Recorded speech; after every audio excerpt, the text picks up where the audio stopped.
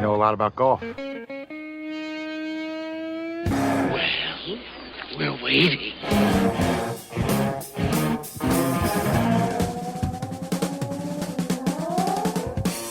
And the wait, thank goodness the wait for another week is over. We are those weekend golf guys. John Ashton here, right next to me in the studio, Tara Bassett, and back into the comfortable confines of the golf cave at Otter Creek, Mr. Jeff Smith, Plain and Simple Golf School, back from a whirlwind 10-day trip around the Southeast, playing golf and such.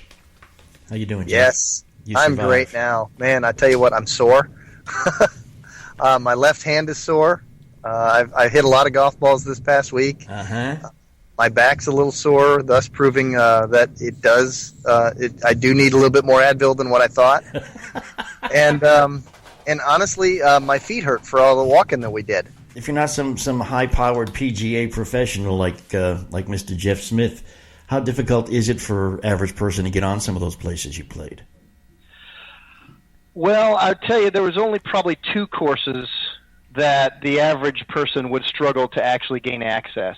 That's not bad. All right, now, as we have mentioned on some of our online outlets like Facebook.com/golfguys and those weekendgolfguys.com, we're going to be dealing today with various and sundry techniques on how to hit it straight.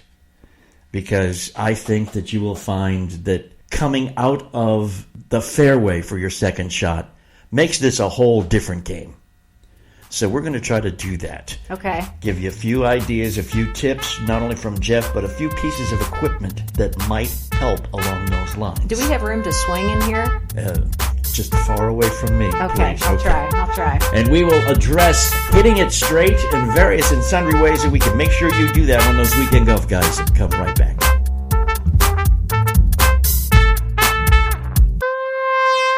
Hi, I'm John Ashton of those Weekend Golf Guys. You know, I'm a 50-something, slightly overweight, slightly out-of-shape guy who plays golf more often than my body can take every week.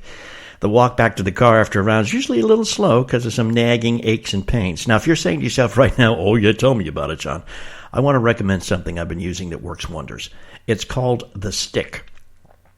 The Stick is a self-massage tool. It's used by all the major U.S. Olympic training centers, by the NBA, Major League Baseball, NHL. Also used in hospitals for physical therapy. Chiropractors use this thing, massage therapists, and a whole lot of other healthcare professionals. There's even a golfer out in Washington State carries it in his bag, and he says his legs and his back start to tire at the end of a round. He uses the Stick, and it makes him feel fresh, mentally and physically, just like at the start of the round. So we highly recommend you try the Stick. In fact, you can check it out right now at thoseweekendgolfguys.com/sponsors and get all the details and ordering information.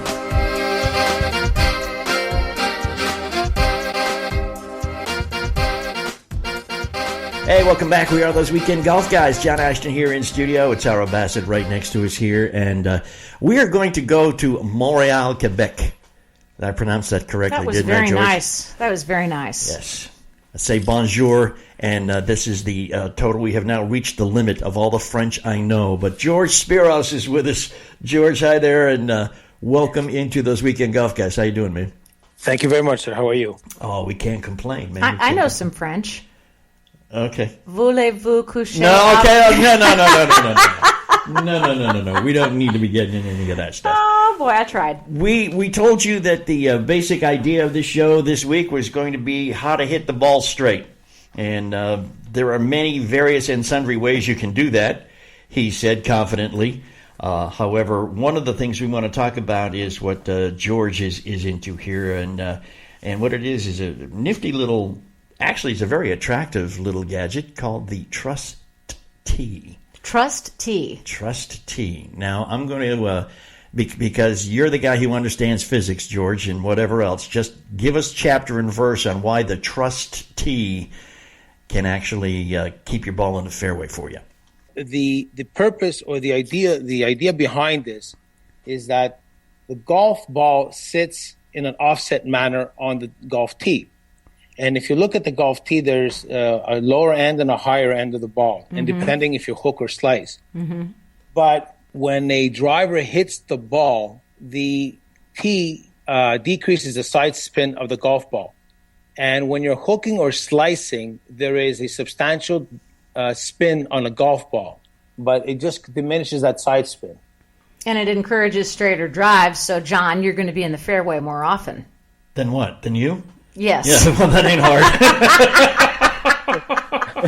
hard. George, can you stop this abuse? The beauty about this tee, look, this tee is for the average person. Right. It's not for a professional golf player, naturally. Good. Yeah. This is for the average person that has a consistent hook or slice, or a draw or fade. You can even create a fictitious hook or a fictitious slice if you cannot perform one by yourself. Now, that was going to be my next question. I was going to ask, if you're in a situation where you want the ball to fade a little bit or maybe draw a little bit, can you create that with these tees?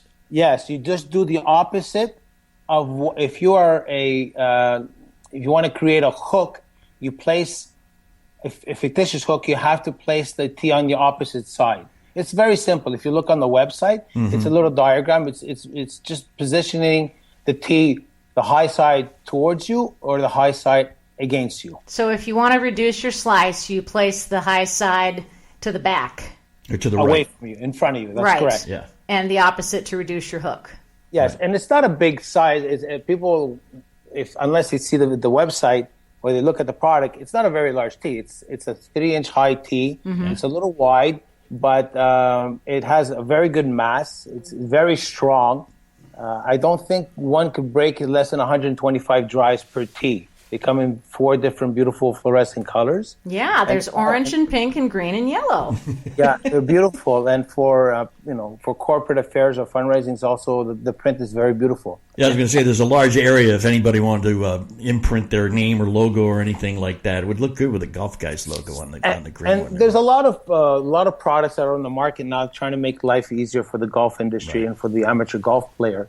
This is we sell this online for $10, including shipping and handling anywhere in North America. For 4 of them, right? Package of 4? 4 of them, that is correct. Yeah. So when you think about it, one tee lasts 150 drives, minimum. Yeah. There's benefits with that. One, you're having a better time playing on the golf course. Secondly, you don't lose that many golf balls. Yeah. Thirdly, you lower your score. And at the end of the day, for the golf course, you're increasing rate of play. You have a happier golfer. There's a lot of stresses that everybody nowadays has in today's society. So removing some of the stress on a golf course, I think it's a good plus. Well, it's going to make your game go faster so people won't be playing through all the time. Exactly. And a friend of mine told me, we're all in the marketing industry, he said, George, this is probably the only golf tee that can stop you from getting poison ivy. And I'm looking at him. I said, what do you mean? He said, you're not going to be in the woods anymore. There you go. There you go. Well, you said this was a big development thing, George. It spent 7 years, and then you had to get, 3 years to get it approved? 10 years in development, give or take, and 7 years for patent approval. There's a gradual increase in height from one side of this tee to the other, and that's what stops the spin. Like you say, for a slice, you put the high side on the outside. For a hook, you put the high side on the inside if you're a right-handed golfer. Did you have to figure out what exactly the right angle was for that difference, or the degrees of difference? That is correct. That's why it took so many years to develop it. There was thousands and thousands of tests done. This is not just, it took a huge amount of time and testing in order to perfect this tee. So on the Flight Scope simulator, it demonstrates when you're using a regular tee that the side spin or the spin of the ball is very eminent. Where using our tee or the Trust tee, you see that there's a substantial decrease in the side spin of the golf ball. You can't just take it, put it on the golf course and hit, and you think you'll be the best golfer in the world. It's like every equipment. You have to at least 10 to 15 drives, use it to get comfortable, because you could also adjust it depending on the size of the hook or slice you have, or the fade or draw that you have, or you want to create. And there comes that equipment. That ugly word, practice, again. You got to practice with it. Get used to it. See how it works for you. Well, you got to see that this is a $10 item. Yeah. Right. 4 golf tees that you will keep. They're very fluorescent. You can see them anywhere in the field. And if this could help you become a better golfer, why not? I mean, everybody else is using all types of equipment, and they could afford it, go ahead and buy it. But this is something that's extremely an inexpensive value for a beautiful game to enjoy. Yeah, having a drive land in the middle of the fairway is a lot more fun. So if you spend $10 and this works for you, you're going to have a lot more fun. What can I say? And they're fairly durable, I hope, for those of us who swing with all of our might. Oh, I was going to ask him how he expects to make any money because, one 4-tee pack of this thing's going to last for a couple of years. That's right. We hope you lose them. Then make them a duller green, George. Well, and you actually can buy these as corporate gifts and put the company name on them, which looks pretty cool on the website. Yeah. Yes, 100%. And one important factor also, these are made in Canada or North America. They're not made overseas. There's a huge premium to it. That's because I decided to make them here. And the ABS material is a special compound in there for the product to break. Cool. So that's another added value. Yeah. And we're going to put your link on our Facebook page as well as our website. So, guys, go to thoseweekendgolfguys.com and you will find out how to get a trustee for $10, 4 in a set. Very cool. George, appreciate your time, sir. And also want to let you know that a lot of people in America consider Canada a foreign country. Oh, yeah. What can I say? But it's not. We It's got not some China. problems. We got some problems with some people here. But that's okay. Bye, George. See Thank you you later. very much. Thank you, George. We'll be talking at you, man. Bye-bye. And welcome back, those weekend golf guys. John Ashton here in studio. Tara Bassett right next to us. Jeff Smith off in the confines of the wonderful Plain and Simple Golf School up at Columbus, Indiana, Otter Creek Golf Course. And with us on the line, John Mazzanoble from Jumbo Max Grips. And I told you when we started this whole thing that we're going to be talking about how to hit the ball straighter. And we had some pretty nifty things that can help you do that. And John's Jumbo Max Grip does that. I am going to first off say hi, John. Welcome to those weekend golf guys, man. Thanks for giving us some time. How you doing? Hey, thanks, John. It's great to be with you guys today. I've got to come clean. I got to let you know that I ran into John at the PGA show last January down in Orlando. He had this huge grip, and I said, "What do you do with that?" And he said, "You hit the ball better." And I said, "Yeah, right. You and the rest of the guys, y'all got some gimmick going on." I went over to his booth on 2 consecutive days.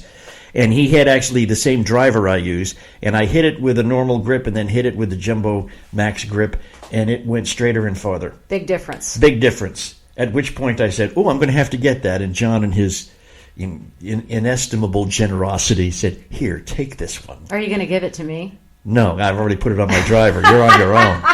You are on your own. We've got more with that thing. Oh, thank I God. said, "Don't worry, they'll make more." I need that help too, John, believe me. But, I also got to tell you, John, and then I'm going to get off my soapbox and let you do your thing because I didn't have you call in so I could just do a dissertation. But I also, You're doing a great job. when I was younger and much more athletic and played basketball on a regular basis, I dislocated the little finger on my right hand. Ouch. And when I tried to, after about the 3rd or 4th hole of a regular round of golf, the knuckle on my little finger on my right hand is killing me. Ooh. Up to the point I started using a Jumbo Max grip. Why would that be? Is it just that I don't have to grip it so tight because of the larger area, or what? What do you think? Yeah, I mean, it's more surface contact with your hand. The diameter's twice the size of a standard grip, so we've coined the phrase finger palm technology, and we think that's going to be something you're going to see more and more from other manufacturers. The grips sizes seem to be getting bigger and bigger, not just for putters, but what the grip does in essence is it gets in the palm and fingers and fits in the more efficient part of your hand. So it takes a lot of the pressure off your joints and a lot of the wear and tear that you might get over the years of hitting golf balls or just doing other sporting activities. Folks develop arthritis and everything, and people are seeing a huge benefit in playing with a lot less pain, and in some cases pain-free. And from your website, it looks like you can win an $11,000 check by using a Jumbo Max grip. Well, we got a lot of people out there winning, so we're doing pretty good. Let's I like that. Well, that was a long drive championship guy was using your grip on his driver, wasn't Yes, he? it was. You know, we've won several long drive tournaments. We've won the Remax, actually. Rick Barry, the former NBA All-Star and Hall of Famer, has won a couple Remax championships in the senior and super senior division with Jumbo Max. Mike Dobbins, who hit the longest drive ever recorded in a golf tournament, 551 yards. God. Yeah. Are you kidding me? Yeah, he's a big guy. Is he bionic? No, he had downhill with an 80-mile-an-hour Oh, wind there at his you back. go. There you go. He won the Remax Long Drive Championship in 2007, and then he went on a 5-year drought without winning. He switched our grips, and he won the first 2 events he put the grips on. Now, for the average golfer, the guy who gets out, a couple times a month, doesn't practice, just picks his clubs out of the trunk, hits the first tee, and goes for it. You think they'll be able to see a significant difference, or at least a noticeable difference? Taking the grip out of the wrapper and putting it on your club, you're going to see an immediate improvement. Okay. We see that. We get people writing in on a daily basis that are playing some of the best golf of their life. They're hitting more fairways. They're hitting more greens. A lot of folks are saying they're picking up distance. We've done a lot of testing on TrackMan, taking, like the test you did, John, where you take the same driver. The only variable is the grip. Right. And almost across the board, people are improving 3 to 5 miles an hour club head speed, and they're hitting the ball straighter. So, it's probably the best secret in golf right now. And we think that that someday this is going to become a standard size grip because of the way that people are performing with it. It's just making the game more fun. People are experiencing less wear and tear on their hands, and they're hitting the ball better. John Mazzanoble with Jumbo Max Grips, our guest here on Those Weekend Golf Guys. And John, I want you to be honest with me, okay? When you sat down to think about this, did you really think about all of the physics and physiology and everything that comes into play, or did you just say, hey, we need something that'll set us apart from the other grip companies? Let's just make it bigger. Well, Mike Kachlik is the inventor of the grip, and Mike will tell you he spent 5 years hitting balls in Indiana in his backyard. He had a couple acres, and hit just about every size grip. He kept building them up, and then basically got to the point where, he just realized that he was hitting the ball much better with a larger diameter grip. So once you do the research on it and you look at some of the better ball strikers over the years, when I was at the PGA show, Chi Rodriguez came by the booth, and I, excited, I said, hey, Chi, check out our new grip. He said, oh, no, this is not the new grip. I said, we've only been around, 3-4 years, Chi. He goes, no, this is Ben Hogan's grip. Wow. Said, really? So, Ben Hogan always struggled with the hook, and I think that's where the whole thing with big grips got started, where you build them up and you decrease your hook. And so some of the pros are apprehensive because they feel like, the average guy won't be able to release the club head. And what we've seen is the opposite. We see people that are fading the ball starting to hit it straighter, and in some cases drawing it. So I don't think anybody's gone this big to really experiment with this size handle, and I think that the key is that it fits in your palm and fingers, not just your fingers. Right. And we're going to put your website on thoseweekendgolfguys.com as well as our Facebook page so people can find you through us, John. Well, that'd be great. I want to offer everybody a discount. If you want to go into jumbomax.com, you can order your grips with the coupon code. You'll be offered a chance as you're entering your order in to put a coupon in there, and just put we're going to do an FB October, okay? FB October. FB for okay. Facebook, okay? Facebook FB, and then OCT. FB okay? OCT, and it'll get you a discount. Very cool. That'll get you 10% off. That's great, man. Great, John. Yeah. Thank you, man. And we'll in fact, a couple days ago, just got our first email from the PGA show saying, hey, it's time to register. So we'll be seeing you again coming up in January, I'm sure, down there. John Can't wait to see Mazzanoble, you. thank you so much for being with us. And don't forget what you're sending me in the mail. You got that right. We'll get a few grips out for you all to try. We I have to compete. Your support and help us spread the word. It's definitely something that you can take out of the wrapper, put on a club, and see an immediate result from. Well, we'll get it done. Thanks a lot, John is one of the greatest radio personalities in the city, so when they see his success, you're going to have a run on jumbo grips. I love it. Well, keep up the good work that y'all are doing. We appreciate you guys, and enjoyed being on the show. I appreciate it, John. Have a good time, man. We'll talk to you soon.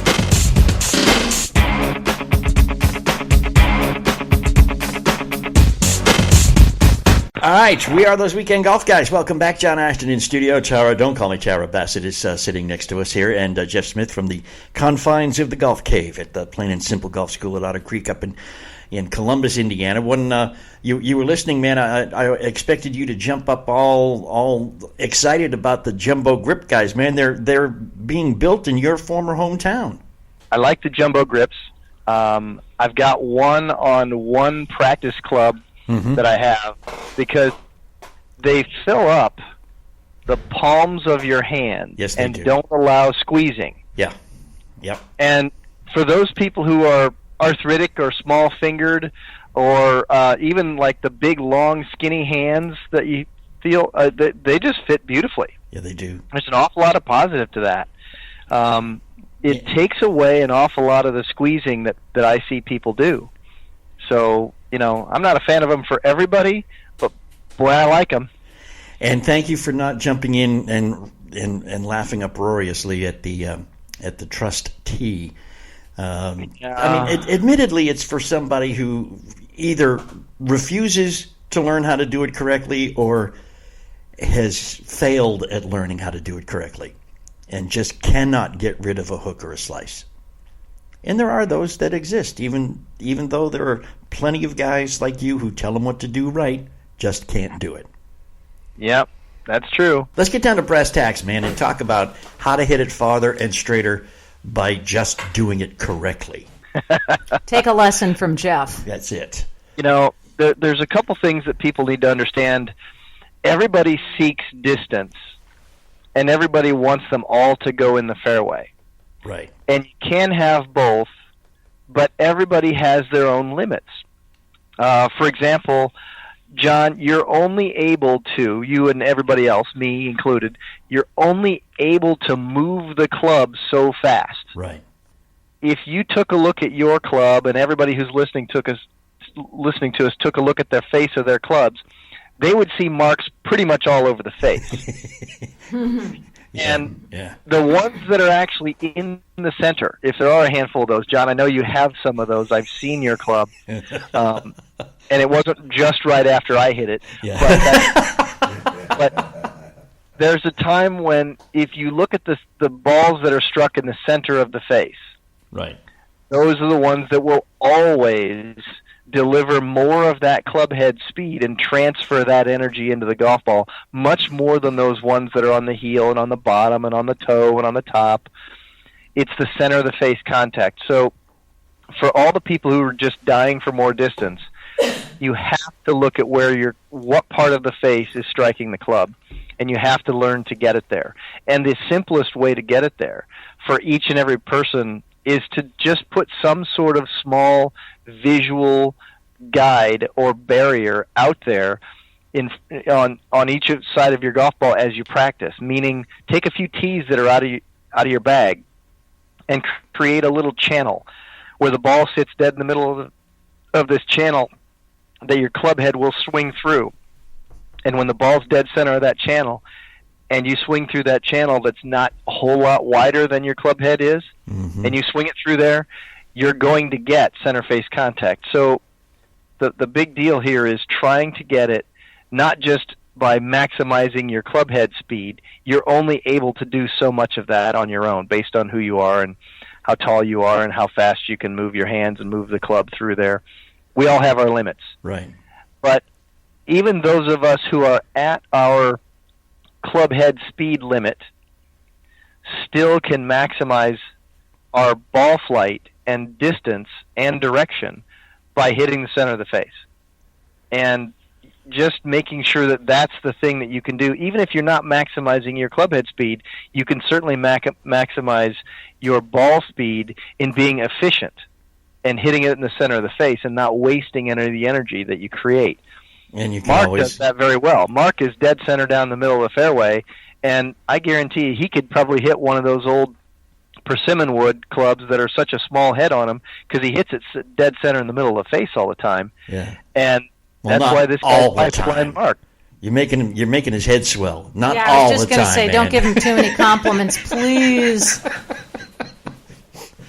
Sorry. But then, of course, But then, of course, with the club head speed, he has to play from the forward tees or even closer if he can get away with it. But well, that's because he hasn't maximized his club head speed with what he physically can pull off. Right. And that's a lesson day for Mark. But other than that, I wouldn't want to mess up how straight he hits it, because he can find his golf balls, and he probably only has to play with like one per round. Yeah, for the most part. Yeah. Yeah. Rub it in a little bit. Okay. So, Sorry. but that little routine you were talking about, the little practice routine where you put a tee on either side. Basically, do you give how much leeway? Let's say you set the head of your driver down where it would be in position where it normally strikes the ball. Would you have the tees just with a very small tolerance between, so that Well, I would start out a little wider. Okay. If you're the kind of guy who has a tendency to swing it a little bit wilder, I would start out a little bit wider. Say if you put the club head behind the golf ball and the center of the club's behind the ball, and then you put tees about a half inch on either side of where the club head would be, and put 2 or 3 of them on each side in a little row, so that way you create this visual channel to swing your club head through, right. and practice swinging through that a little bit. Yeah. Now, a little tip on this: if you're going to put tees on the driving range to give yourself that visual channel, the ones that are on the hosel side, on the shaft side, the side closest to you, you should angle those tees at the same angle that the hosel is, especially if you're going to do that with irons. Because you could swing the club head through that channel and knock over those tees with the hosel of the club. Yeah. At shaft, giving you the impression that you weren't swinging through that channel. So if you angle them to the same angle as the shaft is sitting on the ground, where it comes into the club, if you put them in that way, you'll still see your visual channel, but you won't knock them over with a good swing. You'll only knock it over with a swing that would be closer to you, thus giving you the toe shots. Spoken like a true teaching professional. Yeah. I've just done it 100 times. Yeah.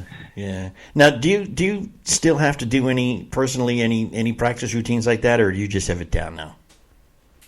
No, I still maintain everything. Okay. Cool. When I practice, I'm very diligent, because you can and do lose these things. So I'm big on a couple of things: alignment, ball position, and my grip and my posture. And I'm always working on those every swing that I make. Okay. Is the back swing for me. I always align my body up to where I want my swing to go.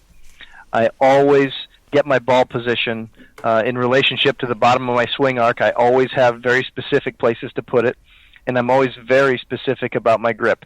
And you'd think, after all these years of me just grabbing a club and hitting balls and doing it well, that I wouldn't practice that. But I do know that the slightest tiny bit off that my grip could be off, maybe it's off 1/8 of an inch, rotated one way or another. Do you still take lessons from anyone, just out of curiosity?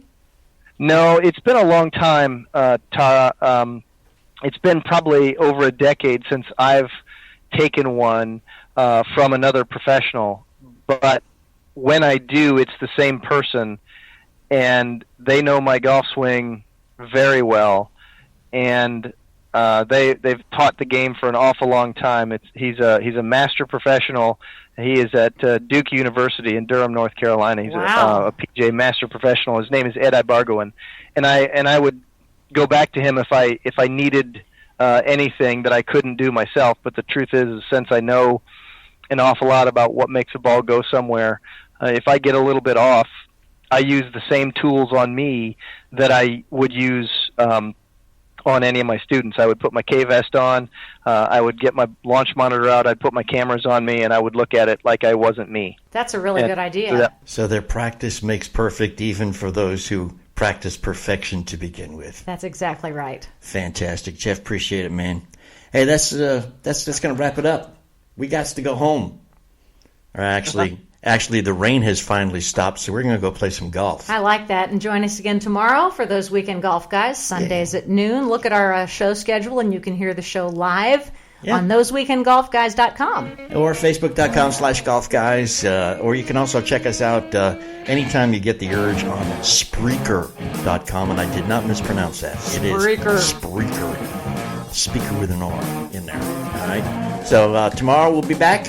John Ashton, Tara Bassett, Jeff Smith, and the whole Weekend at Golf Guys gang. You go out and play some golf. Have a great day, a great week, and we'll see you tomorrow or next time. See ya. Here.